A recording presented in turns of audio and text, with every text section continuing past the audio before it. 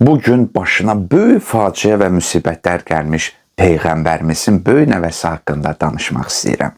İmam Həsən, İmam Əli ilə Həzrət Fatimənin böyük övladı, həmçinin İslam Peyğəmbəri sallallahu aleyhi və aleyhi və səlləmin böyük nəvəsi idi. Məşhur rəyə görə o, miladi təqvimlə təxminən 625-ci ildə, hicrətin 3-cü ili Ramazan ayının ortasında Mədinə şəhərində dünyaya göz açmışdı. İslamda yeni doğulmuş körpə ilə bağlı sünnət və adətlərdən biri sağ qulağına azan və sol qulağına iqamə deyilməsidir.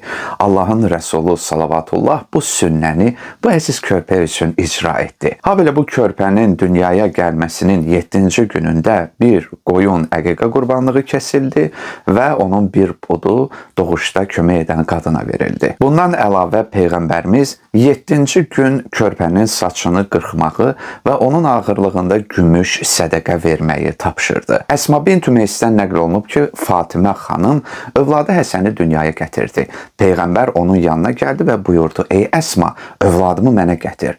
Mən isə onu sarı bir parçaya büküb Peyğəmbərə verdim. Peyğəmbər həmin parçanı ondan açdı və buyurdu: "Sizə buyurmadım ki, heç bir yeni doğulmuş uşağı sarı parçaya bükməyin." Əsma deyir: "Mən uşağı ağ parçaya bükdüm."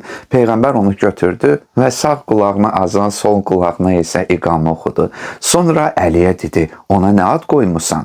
Əli isə dedi: "Mən sizdən öncə ad qoymaram." Peyğəmbər isə buyurdu: "Mən də bu işdə Rəbbimdən önə keçə bilmərəm." Bu zaman Cəbrail nazil olub dedi: "Ey Məhəmməd, Rəbbin sənə salam göndərir və buyurur: Əli sənin üçün Harunun Musa üçün olduğu kimidir. Lakin bir şərtdə ki, səndən sonra Peyğəmbər yoxdur. Oğluna Harunun oğlunun adını ver." Peyğəmbərimiz dedi: "Ey Cəbrail, Harunun oğlunun adı nə idi?" Cəbrail isə dedi: "Şəbbər." Peyğəmbər dedi: "Axı mənim dilim ərəbcədir." Cəbrail dedi: "Onun adını Həsən qoy." Bununla da Peyğəmbər onu Həsən adlandırdı. Peyğəmbərimizin nəvəsi İmam Həsən Müctəbanın bənzərsiz şəxsiyyəti o qədər geniş və əhatəlidir ki, onun izləri hədis, tərcümə-i hal, tarix, sünnə və mənaqib kitablarında çox sayda nəql olunub. İmam Həsən Əshab-ı Kisa və Ali Əba üzvlərindən idi. Peyğəmbərin əhl-i beytindən biri idi. Bunu müsəlmanlar qəbul edirlər. Quranda əhl-i beytin fəzilətini bəyan edən çoxsaylı ayələr nazil olub. Peyğəmbərimiz mübahilə hadisəsində Allahın əmri ilə İmam Həsəni, qardaşı İmam Hüseyni, Həzrət Əlini və qızı Fatiməni özü ilə birlikdə aparmışdı. Təthir ayəsi, Zəvil Qurba ayəsi, Ulul Əmr ayəsi və digər İmam Həsən və Əhl-i Beytin şəninə nazil olmuş ayələr onun və Əhl-i Beytin fəzilətini təsdiqləyən böyük dəlillərdəndir. İmam Həsən babasının vəfatı zamanı təxminən 8 yaşlarında olardı. Bundan sonra həyatın ən acı tərəflərini gördü. Babası Allah Rəsulunu itirdi. Anası xanım Fatiməni itirdi. Hakimiyyət üstündə gedən çəkişmələrin şahidi oldu.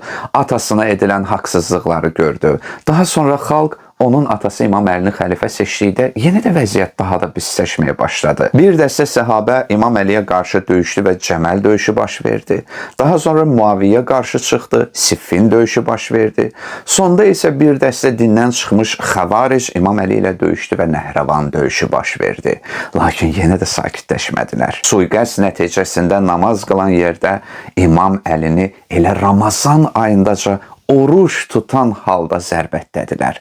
2 gün sonra isə İmam Həsən atası İmam Əlini itirdi. Xalq bu dəfə İmam Həsənə beyət etdi. Lakin və amma Peyğəmbərin ömrünün son illərində İslamı qəbul etmiş Əməvi sülaləsi dayana bilmirdi. Bir ömür Həzrət Peyğəmbərlə döyüşdülər. Lakin bunun daha fayda vermədiyini görüb son illərdə müsəlman olmağa məcbur oldular. Zahirən əlbəttə. Bundan sonra İslamı səltənətə çevirdilər. Öldürmədikləri səhabə, tökmədikləri qan, törətmədikləri faciə, fitnə, fəsad qalmadı. Hamısı da tək bircə hakimiyyət səltənət üstündə. O qədər Peyğəmbər və İmam Əliyə nifrət bəsləyirdilər ki, siz bugün də Əməvi ardıcıllarında bu nasibiliyi görə bilərsiniz. Peyğəmbərin valideynlərini, İmam Əlinin atası Əbu Talibi kafir saydılar. Peyğəmbərin əmisi Həmzəni şərabxoru çıxartdılar. İmam Əliyə ən alçaq nisbətlər verdilər. Peyğəmbərimizin qızı Həzrət Fatiməni hələ demirəm. Dayanmadılar. İmam Həsənə arvadbaz damğası vurdular. Muaviyyə bütün hiləgər potensialı ilə İmam Əli tərəfdarlarını o qədər əzdi ki, İmam Həsənlə müharibə edib onu o şəraitə saldı ki, Həzrət Həsən məcbur qalıb sülh etdi və hakimiyyəti müəyyən şərtlər altında Muaviyyəyə təslim etdi. Sözsüz ki, Muaviyyə İmam Həsənin sülh şərtlərindən heç birinə məhəl qoymadı və əməl etmədi. Ona yalnız səltənət lazım idi. Doymadı. İmam Həsənin zəhərlənərək öldürülməsinə imza atdı. Muaviyyənin məqsədi həm də oğlu Yezid üçün beyət toplamaq, Əməvi xanədanını əbədi hakim etmək istəyi idi. Nəql olunub ki, İmam Həsən hətta onu zəhərləyən şəxsi belə bağışlayacaqdı. İmam Həsəni öz xanımı Əşəsin qızı Cədə zəhərlədi. Mala mülkə aldanaraq ona şirin və dər verdilər. Bitdimi? Xeyr. Peyğəmbərimizin nəvəsinin cəsədini belə rahat buraxmadılar. İmam Həsənin cənazəsini babasının qəbrinin kənarına gətirmişdilər. Lakin tanınmış səhabə qadın qatıra minib dedi ki, mən əsla onu burada dəfn edilməsinə icazə verməyəcəm. Əsla. Nəticədə Əməvi xanədanından və xüsusilə Mərvanilərdən bir dəstəsi fitnə yaradaraq cənazəni oxladılar. Hətta deyirlər ki, bu qadını elə Mərvan vəsvəsə etmişdi. Necə ki, bundan əvvəl də onu bəzi xain kəslər təhrik etmişdilər. Nəticədə İmam Hüseyn məsələyə qarışmalı oldu ki, qardaşını zaten Peyğəmbərin yanında dəfn etmək fikirləri olmamışdı. Sadəcə əhdi təzələmək üçün simvolik olaraq bura gətirmişlər və cənazəni nənəsi Fatimə bint Əsədin yanında dəfn edəcəklər. İmam Həsəni Bəqi məzarlığında dəfn etdilər. Uzun illər 4 imamın qəbirləri üzərində məqbərə vardı. Məhəmməd ibn Əbdülvəhhabın tərəfdarları onu dağıtdılar. Bu, Peyğəmbərin əhl-i beytinə qarşı edilən zülümlərdən sadəcə müxtəsər bir hissəsidir. O şəxs ki, həm əhl-i beytdən idi, həm mübahilə ayəsinə əsasən Allahın əmri ilə Peyğəmbərin oğulları sırasında qardaşı Hüseyn ilə mübahiləyə gətirilmişdi. Məsələ bitməmişdi. Sırada İmam Hüseyn vardı. Onun üçün də planlar hazırlanmışdı.